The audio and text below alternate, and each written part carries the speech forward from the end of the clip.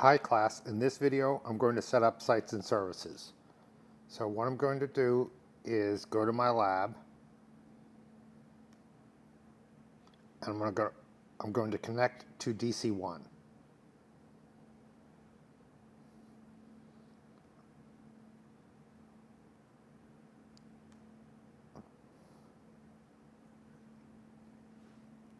And I'm going to sign in.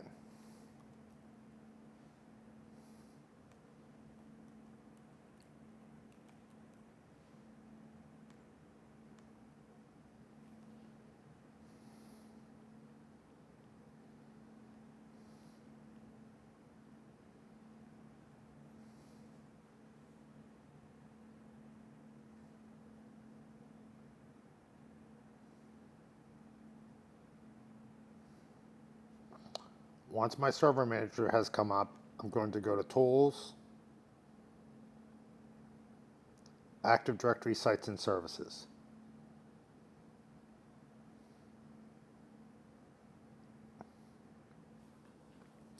By configuring sites and services, I can control replication between my two sites right here. I'm going to try to keep as much traffic local as possible for this site and for this site. When users sign in, I want them to sign in against DCs here. When users here sign in, I want them to sign in to DCs here. When users here access the file server, I want them to access this one. When users over here access the file server, I want them to access this one.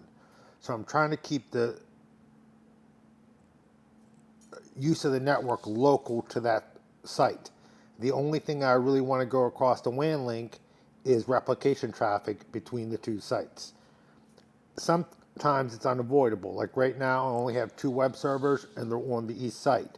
So if users over here want to access the web server, they have to do that.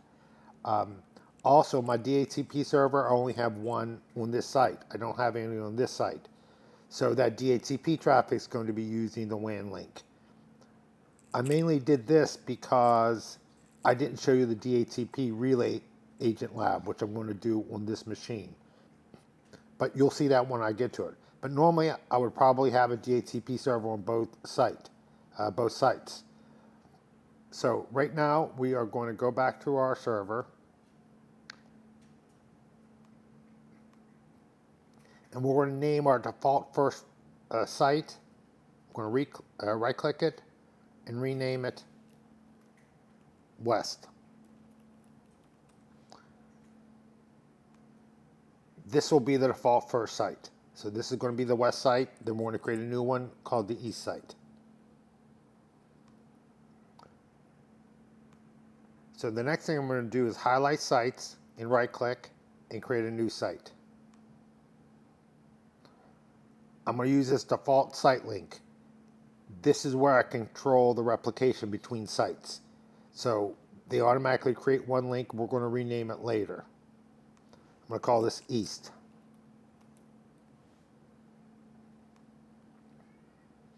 And it's saying that I need to create some subnets to associate to those sites. I'll do that later. The next thing we're going to do is go into inner site transport and rename the default first site link something more self-explanatory. I'm going to right click it and rename it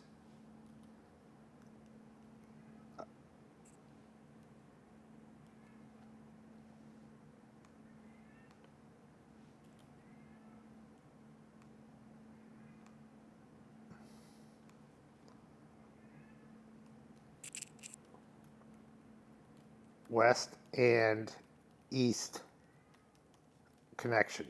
I might have several of these site links connecting a variety of different sites, but right now I only have two sites.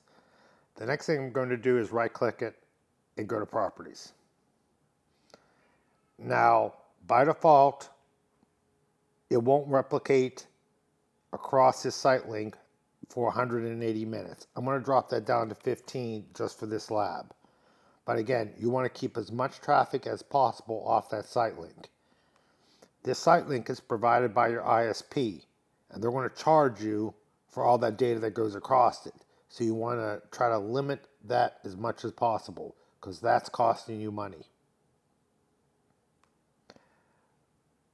If I create a user over here, how quickly do I need that user account over here? That would dictate how often you replicate. If I have a user create a document on this DFS server, how quickly do I need it over here? These are all questions you need to ask when you set up this replication schedule.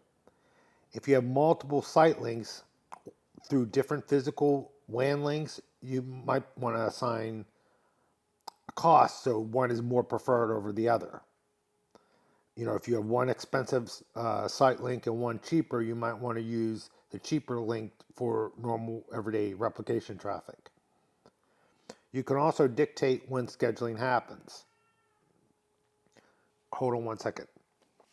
You might want to schedule replication to only occur on weekends and after business hours because your site link is being used for other things.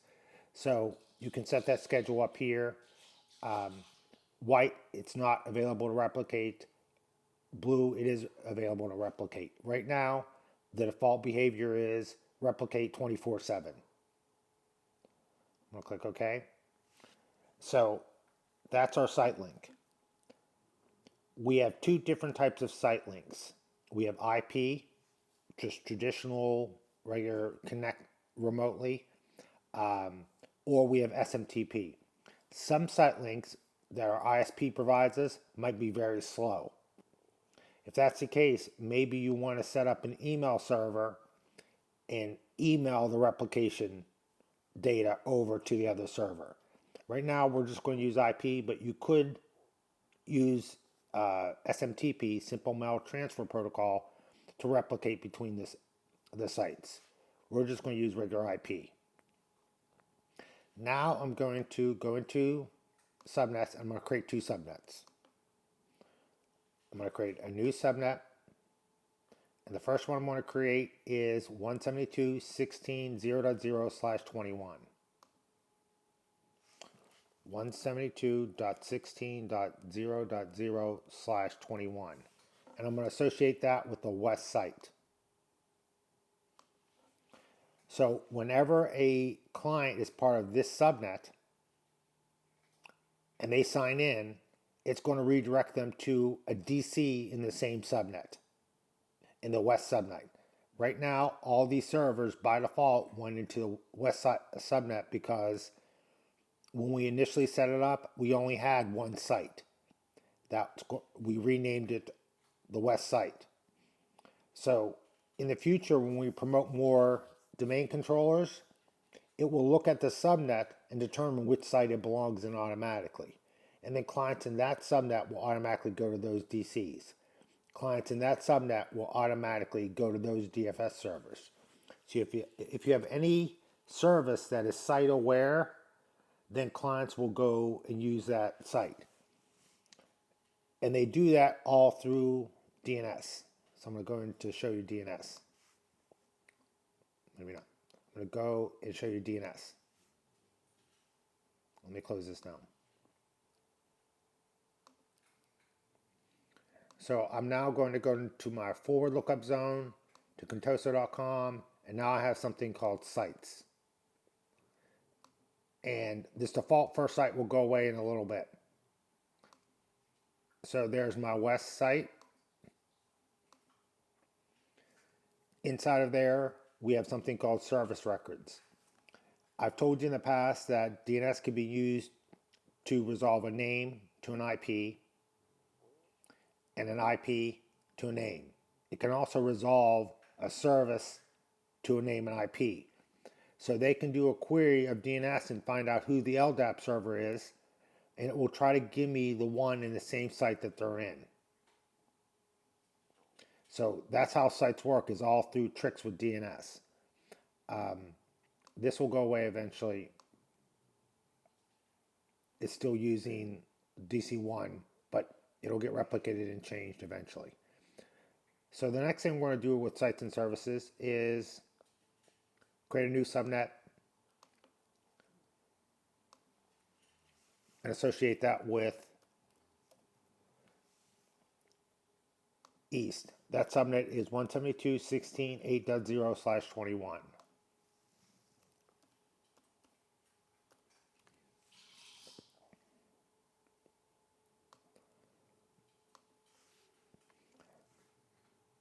So when I promote those DCs 3 and 4 that are on the east site, it's automatically going to create DNS records inside of here for this east site. Right now, it's showing that they should be able to talk to DC 1, 2, 3, 1, 2, 4 for both sites right now because I don't have any DCs over there. Once I have DCs over there, this will get erased and they'll be moved over to the these records will be on the west site only, and the new DCs will be in the east site. The only reason they're showing up here now is because I don't have any DCs on the east site yet. So if I right click this, go to properties, I can see that that subnet is associated to the east site.